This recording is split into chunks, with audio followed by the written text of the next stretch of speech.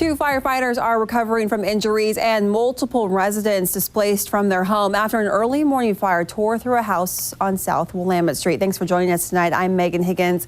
KZI 9 News reporter Stacey Kafka is live in the studio with more on what firefighters and witnesses are saying about this fire. It's our top story at 6 o'clock.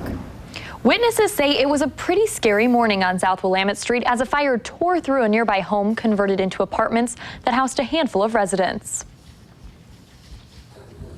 So I woke up at 3 a.m. to some guys screaming, water, water, and I looked outside and there was a couple of fire trucks. I didn't think much of it until I looked up across the street and the house was on fire. There's a bunch of smoke billowing out of the top floor there. Cody Ebert lives just feet from this house on South Willamette Street that went up in flames early Sunday morning. And then I just started videotaping the fire. There's a couple of explosions from the top window, and some of the debris actually hit my window while I was videotaping, which is pretty crazy.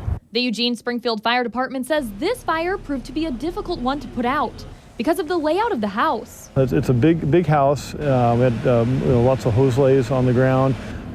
Brought in a second alarm just to assist with the crews and kind of recycle them, giving them a break. And again, there's a lot of extra work on this because the building's so chopped up. And while all residents escaped without harm thanks to a fellow tenant, Person came home that lives here about that time, saw the smoke, called in, started knocking on doors and got people out. And we did a search through the house and confirmed with the other occupants that everybody was out by the time we arrived here.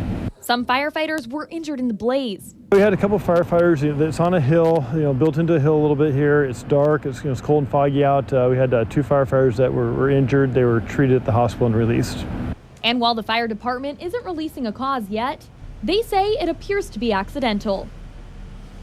The Red Cross is helping 3 tenants and 1 animal who were displaced from this fire. Live in the studio, Stacey Kafka, KEZI 9 News.